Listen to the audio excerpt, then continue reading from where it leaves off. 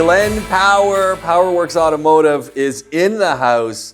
And that means we're going to be talking about everything you needed to know, but were afraid to ask about your car, your truck, your van. The list goes on and on. And of course, we're going to hear about the fun things you and DJ have been doing with that Pajero.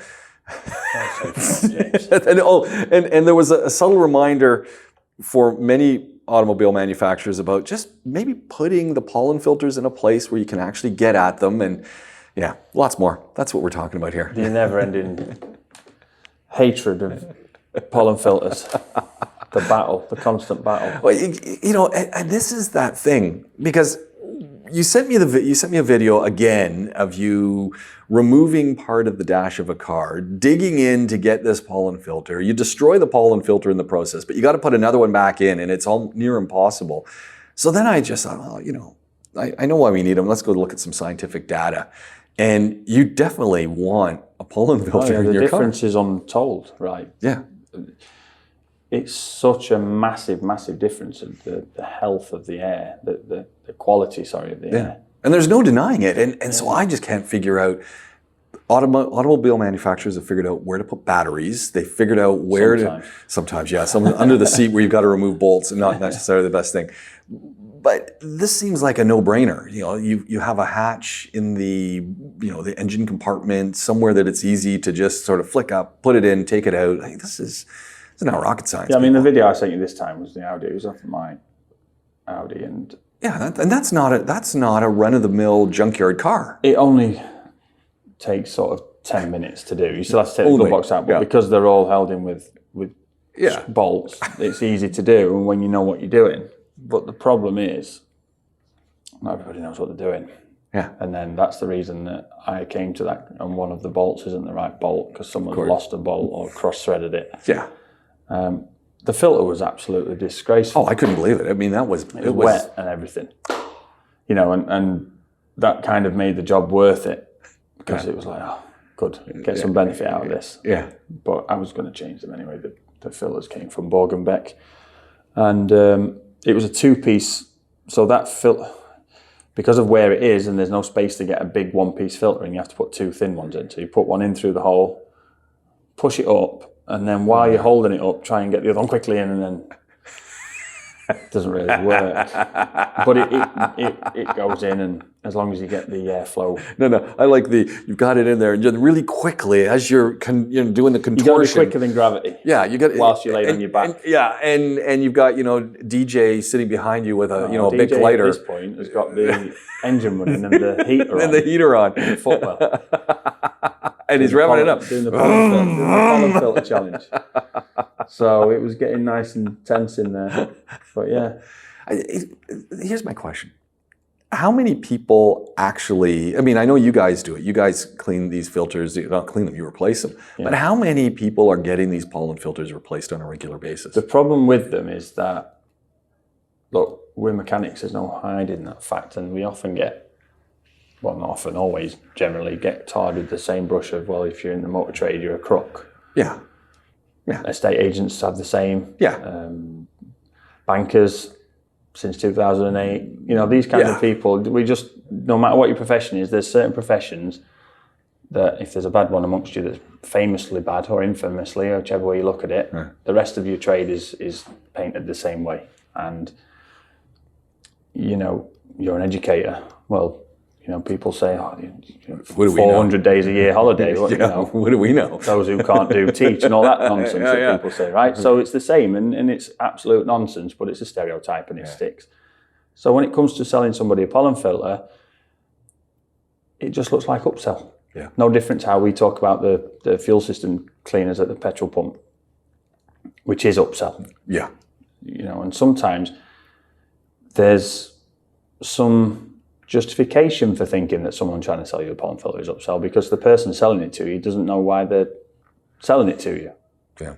And we're not talking about knowing, the finer points of science and, getting Dr. Jenner in here and talking to us about Legionnaire's disease and all sorts of stuff you can get from manky water and dirty air. But the fact of the matter is that there's a huge health benefit. There's also a massive benefit to the actual vehicle. So the pollen filter will filter dust, particles, pollen, hence the name, out of the air and protect you from getting it into the cabin. It also deals with some fumes and smells as well. The one that I put in was a charcoal one, so it had charcoal in the fins of it, which deal with smells. But they also stop that dust and contaminants getting to the heater core and the evaporator core. Ah, I never thought about that. So these things then, the evaporator especially gets damp because it's moist and condensation builds up on it. So the dust sticks to that and sticks to it and sticks to it and it doesn't disappear. So then what happens is the air can't blow through, so the air conditioning isn't as effective because the air isn't able to blow through the cold veins of the evaporator. But also some of these things that get thrown in through there, they're traveling at some serious speed and they can damage, and they do damage. And when they eventually break away, they take some of the evaporator with it, and then you get evaporators leaking. So the filter does a good job of protecting that component as well. So there's a lot to be said for keeping your pollen filters changed. Yeah, I just think it's something that, depending on the generation we're from, or the fact that it's out of sight, out of mind, sometimes we just don't think about them. Just let's be blunt about it. The fact is, people are too clean these days. So everybody's kids are all allergic to everything. Yeah, you know what I mean, I'm not saying we should all run around having worms and stuff, but the fact of the matter is, we're far too clean these days, and then people are. There are more allergies than there would have been 100 years ago, and there's a genuine need for a pollen filter. Like, you wouldn't necessarily have needed it. You probably weren't really going fast enough 100 years ago in any kind of automobile to really get up to any speed that the air was coming in, and there was certainly no blower motors. So AC now, because of how it works, because every car has it, every car, base model, pretty much always now, you need to have a pollen filter, you need to have an AC filter, and they are relatively inexpensive. We never ever clean them out. Right. Well, I'm sure there's people who are doing that. It's just like you do with the filter and the air filter. Blow it out. I'm sure some people just take it out. The problem with cleaning them is you can't get the mold out of them. Right. And you can't always see the mold because the charcoal in them sometimes you don't see it. If you take one out and it's damp, like mine was, they're always going to be damp. Pretty much, yeah. So we never clean them because the work in removing some of them, it isn't worth it. Just put a new one in, and the majority of the makeup of them is paper. Some of them have a bit of plastic around the edge, but they can be relatively easily disposed of without harming the environment too badly. So we always replace them, and like I say, the Borg & Beck ones, we get a direct replacement. They're the same as the original equipment. So nice. You sent me a wonderful little video of getting the plastic bumper pieces back to black using a blowtorch. I thought, now that's pretty cool. You were using peanut oil at one point. Yeah. So we had a shortage of peanut oil. So we moved on to the mustard oil, which we use mustard oil for when we're drilling or cutting. Okay. And it works really well, deals with the temperature really well. So we had some of that and we used it, and it was fine, but the car smelled, it's not ideal. It smells like it's been out for a few pints in a curry. So the blowtorch is one that we've done before on our own van, but it's a little bit hairy. I was thinking, someone's holding it there too long, you start melting a little bit too much, but instant results. We got the idea from sports grounds in the UK, the red and blue seating, plastic seating, the fold-up seating that you have in sports ground. They'll go around those in the off-season and they'll heat them up with a substantially bigger than the blowtorch that we're using, but they go around and do it, and it brings the colour back. What a great idea. Don't know how, don't know why, could look into it, don't really care, it works. Yeah. So we just get a blowtorch on it. Now this car, the Pajero, was actually the one that I owned previously, and I'd sold it to a guy who turned out to be a neighbour of mine. Nice. Now, so the car was in because the gear shift cable, the bush had broken on it. Normal on one of those. Yeah, that's happened on the Wrangler, I guess. Yeah, that's happened. In the Wrangler, the unfortunate thing is, because I own two that are the same age, so if it goes on one, you might as well just take the other one into the shop because you know it's going to go. Yeah. Well, Guaranteed. this just failed, and it's a little plastic piece too. It's the same. Yeah, thankfully, the whole cable, you can't get the bush on its own, but the whole cable with the bush is like 280 dirhams. They're pretty affordable. It's not super expensive. So Was he trying to go somewhere, or was he in a parking lot somewhere? yeah, reversed off the drive. There we go. Reversed off the drive to go out, put it back into park. They were checking something, then went to pull away from the side of the road. Click. Yeah. It's like, great. Yeah, so it's just one of those things. Yeah. We did it. But the car was sat around because we couldn't get the part till, this was on a Sunday. So we couldn't get the part till the Monday. Okay. So I just thought, well, we'll have a go. So Riaz, who's one of our drivers, he's all for the mustard oil. Okay. I mean, he goes down to the beach and rubs it on his body. Of course. He's crazy. He loves it. So he likes to smell like a good curry. Yeah, he loves it. So he went one side with the mustard oil, and I said to him, do you know about this?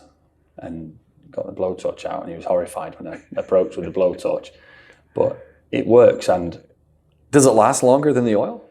Well, that's what we're going to see now. So obviously we haven't charged the customer for it. It's just, well, your car's here, we'll do this as a, like we said before, clean the engine bay and clean the exhaust sort of thing. We just did it as a goodwill gesture sort of thing, and we'll see when it comes back in for service, which it will. Yeah, I can only imagine it would last longer because the oil you're putting on, it's just the oil's going to wash off. Yeah, whereas this is literally melted the top layer of plastic so that it's dark again. Yeah, I assume it's just getting rid of the faded part of the material, and it's going down to the... But we'll see. It works, and it looks a lot better. It makes a tired car look new again without paying... You know, you can pay... I know... Well, you've got... is it your cousin that does the detailing? Yeah, it does. And they do some really good stuff. I mean, imagine you could just ask him how much he charges to do back to black on bumpers. You know what? I should do that. I bet there'd be a couple $100 because there's time in that. You know, when you go around it with the oil, you're sweating and you've spent an hour doing a car. So material, time, everything else, you're going to be charging a few hundred dirhams here to do it. And there are detailing places that will use these proper back to black gels, which claim to do all this, that, and the other, and they'll probably charge you 1,000 dirhams to do a car. Pretty awesome. So we just did it to see how it goes. Yeah, I'll have to ask him. It would be great to get him on the show, but he's in Calgary, so that's a rather obnoxious time difference to when we usually record this show. That's all right. but Richard, he's probably up. You know, Richard Bilo, he's probably knowing him. Yeah, he's putting people's bumpers back to black. But or he's ice. Well, ice fishing time is not now, so he's not out ice fishing on his snowmobiles, and that means it's ATV time of year. So there you go. He's out on that. He's out on his ATV. Yeah. Yeah. What was going? So speaking of Pajeros, you also sent me pictures of this Pajero. That it was horrifying as you were, you had the oil pan off and you had the head off so you could see the valves and the valve lifters anyway, and it did not look pretty. Yeah, we got a customer with a Pajero, and another Colin, actually, not Colin Thomas, another Colin, and he sent me a WhatsApp video, and it was a video of his engine running on the Pajero, and apart from seeing the dolphins and the rainforest die in front of my eyes, it was noisy. Yeah. But the by the time it's gone through the speaker on his phone, been compressed, sent to me, and come out of my speaker, I couldn't tell what it was. It could have been anything from a damaged pulley to a main bearing on the crankshaft. I had no idea. It was just noisy. Yeah. And it shouldn't have been noisy. No, and I did say to him, look, if you've got the oil pressure light on, please don't drive it. And he said, I'll check, it's my wife's car. She hadn't had the oil pressure light on. He checked the oil level, because that's old school, so it's got a dipstick, so he was able to check that. He said, it does look dirty and it's looking like it's due a service according to the sticker. Turns out it was a bit overdue. So I'll bring it in. So he brought it in for service, and it was the tappets on the engine. It was really, really, really noisy, just rattling away. Yeah. And if anyone's ever driven a car with a massive oil leak and they've not been able to top it up at some point, and that noise you get on the top of the engine first, that clack. Yeah. So anyone that's had a car for more than 10 years, I would say, has probably come across that at some point. That noise is very, very recognisable. So we didn't have the oil pressure light on, but when we took the oil cap off, the back of the oil cap was absolutely caked in. They call it sludge here. Castrol call it engine cholesterol, which is quite a good way of thinking about it. That's a good way of talking about sludge. it's basically carbon deposits, and it goes almost like obsidian. It's almost like volcanic glass when it's. Well, that's what it looked like when you out. took it off. I'm Yeah. looking at this and going, wow, it was actually kind of pretty, but it was also ugly. Yeah, it was frightening how bad it was when we got the. I mean, like I said, you mentioned I sent you the video that the technician that I spoke to about it and said, look, this is what we're going to do. Let's get the valve covers off. Let's get the sump off. Now the problem is on the Pajero, to get the sump off, you have to take the front differential out. To get the valve covers off, you can get one side off, but the other side you have to take the intake manifold off. Of course you do. So the guy's 2,500 dirhams in. You know, Yeah. and it's a lot, you know. Yeah. We spent over a day and a half doing it. That's a long time.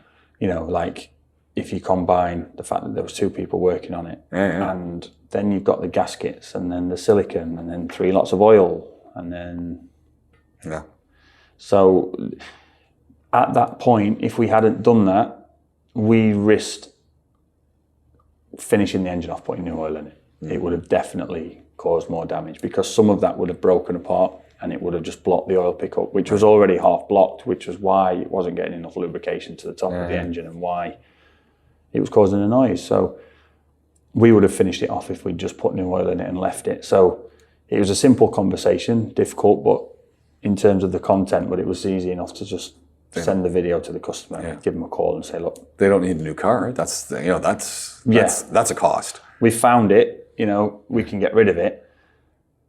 I can't be 100% sure the noise is going to go because I don't know if anything's worn out, but if we don't do this, then it will wear out. And so it's either we do it or we don't do anything at all. Man. He wasn't expecting his service that was probably going to be 700 dirhams to be 2.5 and then some. Yeah. But no one likes that call, but you don't have to buy a new car. yeah, and thankfully the rest of the car was okay. It needed rear brake pads and it needed a couple of tyres. And so it wasn't too bad. But we put the first lot of oil in, it was still a little bit noisy. And once we drained that out and changed the filter a second time, it was fine. And it's all okay and he's happy with it. And the good thing is that's a kind of repair where there's a noticeable improvement in everything. He'll get better fuel economy and he might get 10 miles to the gallon now out of his Pajero. But, you know, he'll get better fuel economy. The noise isn't there anymore. It won't smell as bad. Oh, yeah. Just so many benefits from it. But the fact is, it had done 122,000 kilometres. That's pretty good. So it's probably been 2,000 or 3,000 late for every service I've seen it for. We've done 3. It's been 2,000 or 3,000 late on them, except for this one, which was a lot later. But it soon adds up very, very quickly. We're talking about a car that goes very slow speeds and not hard acceleration, just to and from a house to a school and back in the local area. So you wouldn't think there'd be a big issue. Well, the problem is it's not getting up to temperature properly. The fuel doesn't combust very well with the temperature here anyway. The fuel isn't great, as we've all mentioned all these things before. So, and then the oil isn't ever getting really, really hot. So it's just adds to it and adds to it. And you only have to be 2,000 late every service and it'll add up. And that's basically where it got to. You reminded me, I got to go get an oil change on my vehicle. It just reminded me, it's like, I got to get that done. Yeah, I've never seen it on a Wrangler before. I've never seen that. It's probably because they run hot. Well, yeah, those engines are probably, they're just better suited to, and they don't tend to be short distance commuter cars, really, are they? They're not that kind of car. I had someone over yesterday, and he was driving a Volvo now. We just got rid of his Wrangler. He said, "Yeah, I had it for so long, I just couldn't do it anymore as a daily drive." And I'm thinking, okay, well, we're in my Wrangler. I do drive 2 as a daily drive. And then the truth came out. Well, he'd modified the life out of the thing. So this modified Wrangler was no longer comfortable to drive because he obviously had the lift on it. He obviously had bigger wheels, and he had some neat mods on it. The back bumper was a shower, so it held water, and he'd open up the back gate and a whole table would fold out, and he had it set up so he could put a bed into the back. Cool. So he'd done a whole bunch of mods. It didn't drive nice anymore. So now he's driving a Volvo. And I'm just, and you can see it in his face as we were driving this Wrangler with 0 modifications, just going, this isn't a bad vehicle. Driving his Volvo, he's giving up. Yeah, and I'm just going, really? And it was a white Volvo too. It's just like, really? That's soulless, my friend. I mean, it's a nice drive. It's very safe, but That's soulless. Given up. Yeah, he'd given up. He just couldn't do it. Yeah. And it's a sad one, really, because I suppose it's kind of the opposite of getting a 911 when you turn 55, right? Yeah. It's kind of the opposite of a midlife crisis, getting a Volvo. Yeah. It's the exact opposite. It's the exact opposite. It's like, whatever. I've resigned myself to the fact that I can't bear to climb an extra few inches into a car. Yeah. And I want something with... I want side impact protection. I'm not taking my doors off to go in the desert. No. I want a seat massage. Because I'm not going to be in the desert. Yeah, exactly. Yeah. I want it to be quiet. It is. It's the opposite to a midlife crisis. Yeah.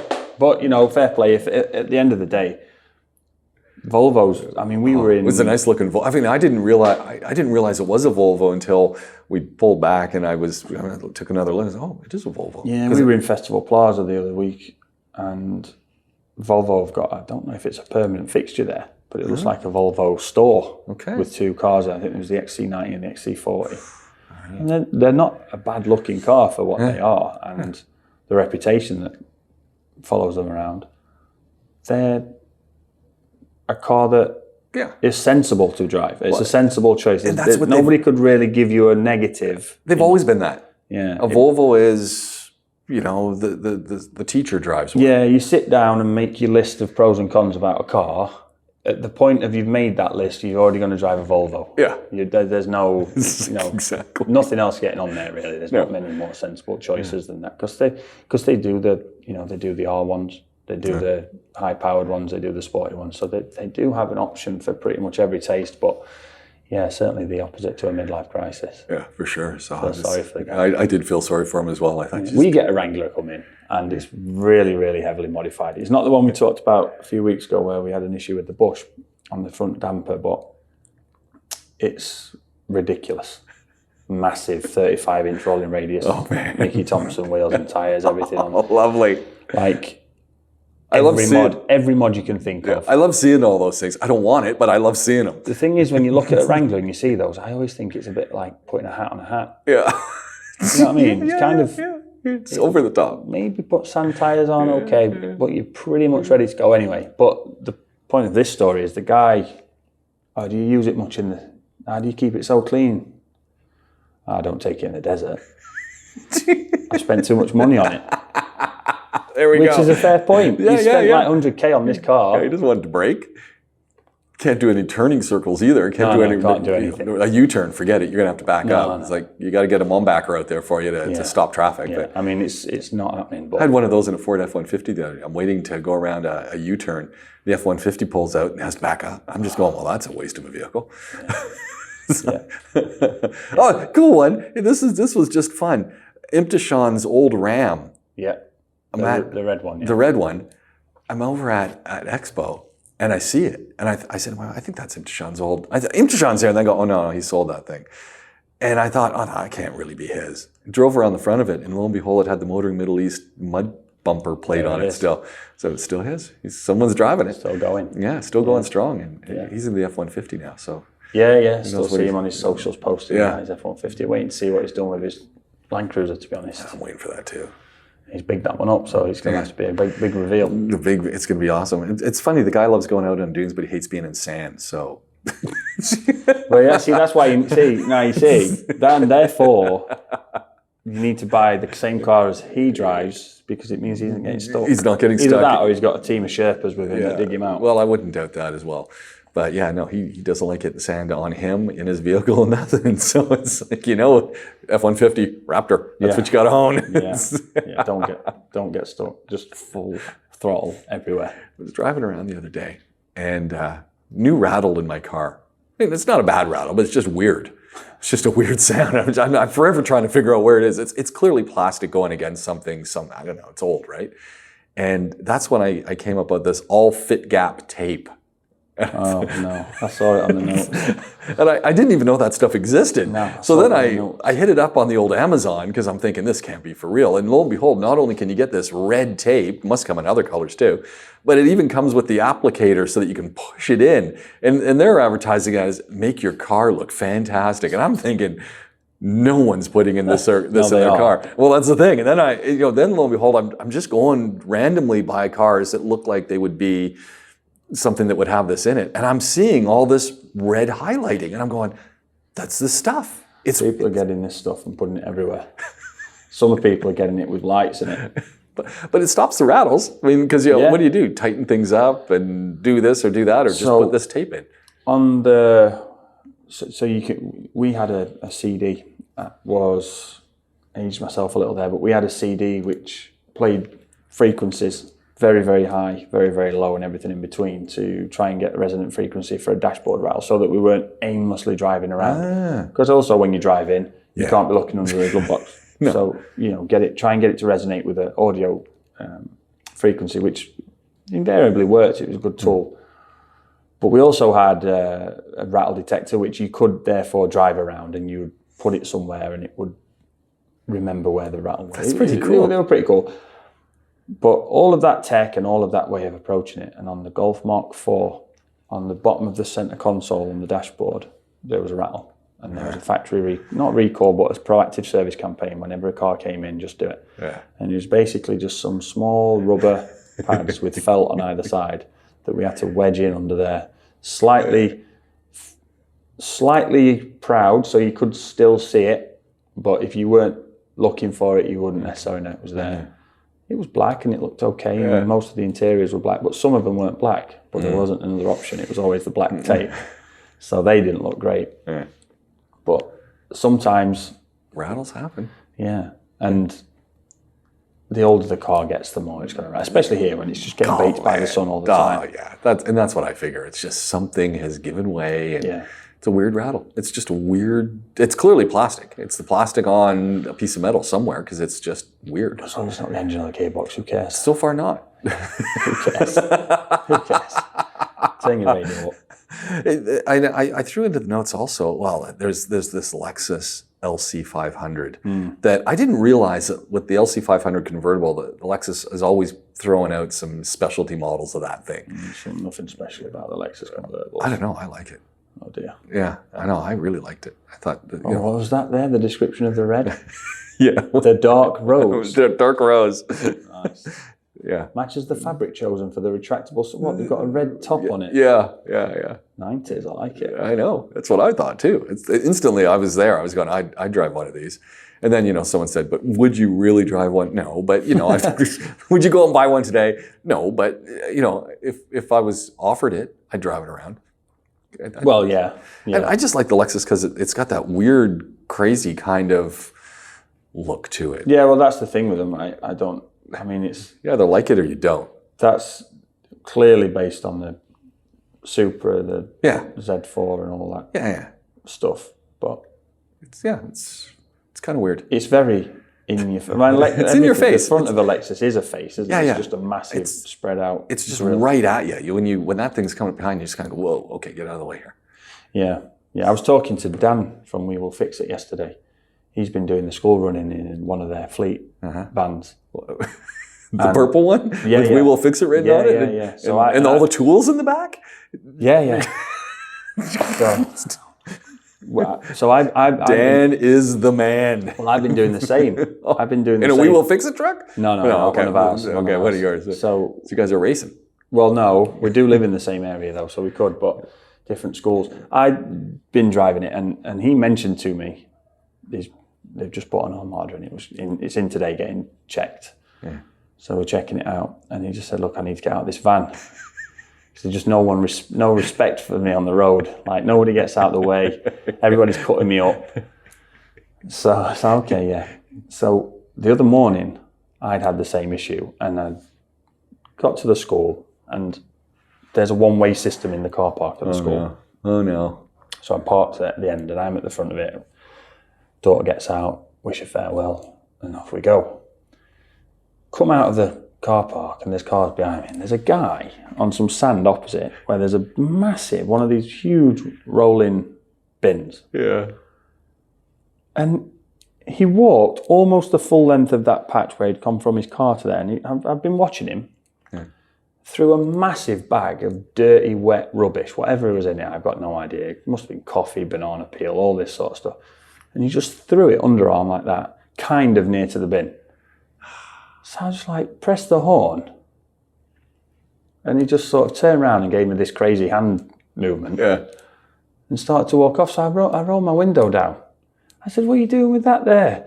He said, "Oh, I'm sorry. I thought you were a worker." Oh, what does that matter? Well, you've thrown rubbish on the floor. Yeah. What's it got to do with who you thought I was? I would have been shamed into picking it up anyway. Yeah. He obviously knew he'd done something wrong in doing it.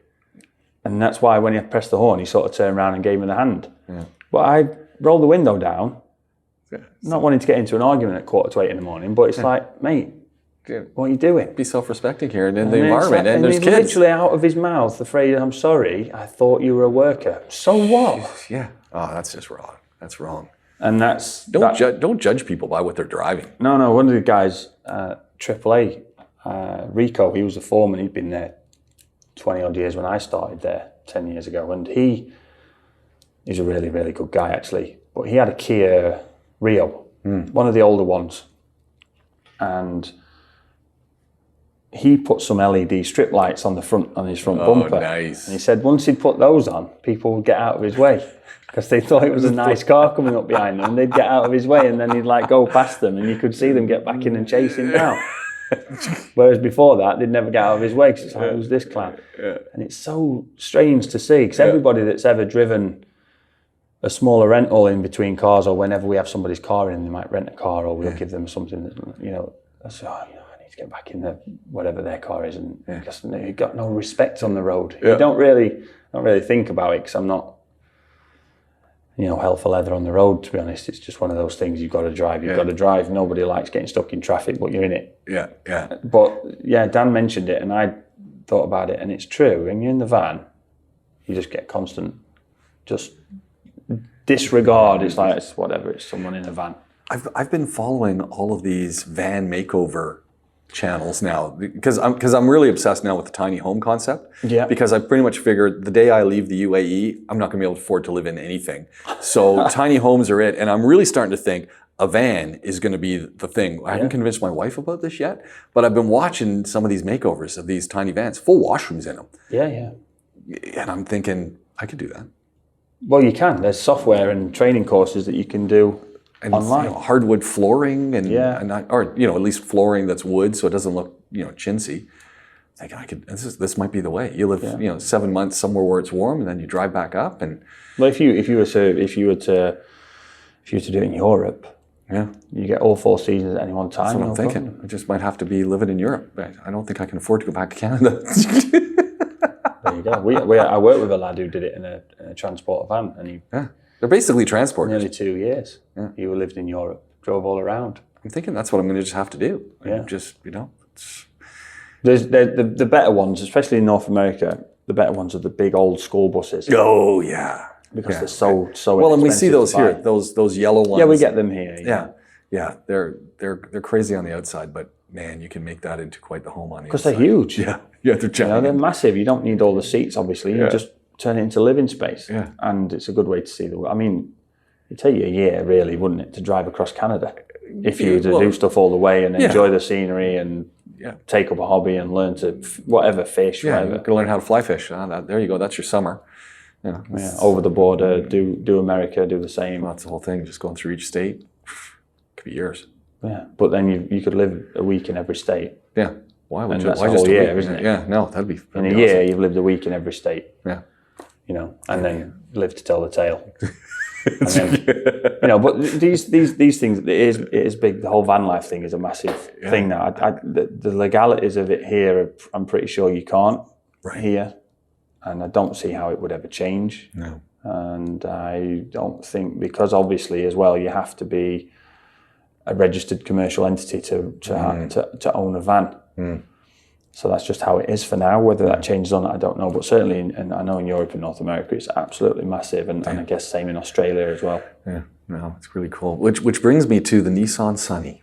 Well, obviously. There's a segue right in there, right? Segue of the week. 57,000 to 67,000 dirhams. Right. I saw one the other day. I had to take a second look because my mind is still caught in the Sunny from 5 years ago, which kind of looked like a jelly bean. Yeah. And it was the most hideous vehicle I've ever seen in my life. Like, I just couldn't imagine who would drive it. I know we had this chat, and you know, I think they're still built in India, and there was the thought process being that it was really catering to an Indian clientele, and they liked the shape. And I still thought it looked ugly. I mean, I didn't see how it fit into the Nissan line, and it was horrible looking. When they go above 80 kilometers an hour, the bumpers fall off. Oh, for sure. It was horrible, weren't they? Well, I passed one 2 days ago, and I'm looking at it, and I'm going, "Is that what is that?" I mean, so I see the badge on the back. It's a Nissan. I'm going, "Is that not an Altima? It's definitely too small to be a Maxima. What is that thing?" Because it was black and it had a nice trim on it. Get close, it's a Sunny. And I'm going, they've done it. It looks like all of the range. I mean, it could easily, you buy the Sunny, you upgrade to an Altima, next thing you know, you own a Maxima and you're done. With cars, because all the cars you're going to borrow.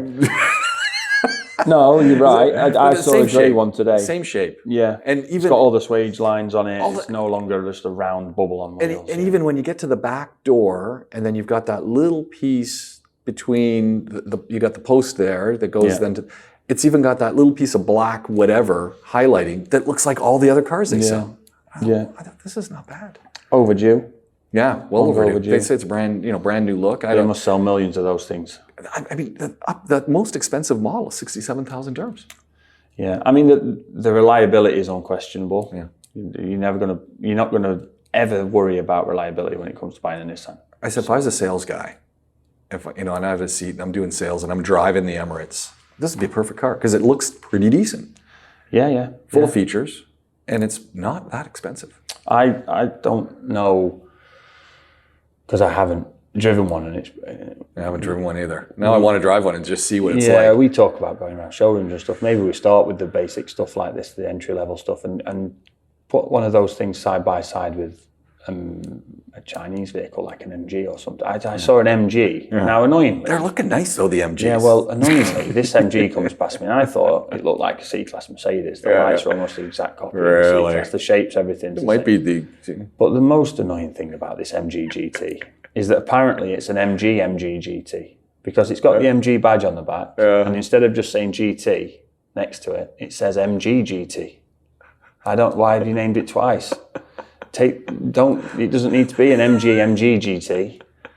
So that's just one of those things, like the attention to detail on little bits like that. But the car itself, it was a red one that I saw, and all the accents on it looked quite nice, and it looked like a C-Class Mercedes. You could probably buy 10 for the same price. And I would guess that's going to fit probably a little bit below the Sunny range, but size-wise, they're not far off. And if you're looking to buy a car for a budget, I think you could get a top spec MG offering potentially for the same sort of price you pay for an entry level Sunny. So we should look at those comparisons. I think we're going to have a chat about this on our next podcast. Just taking a look at what are some of the entry level vehicles out there. What are some of the prices?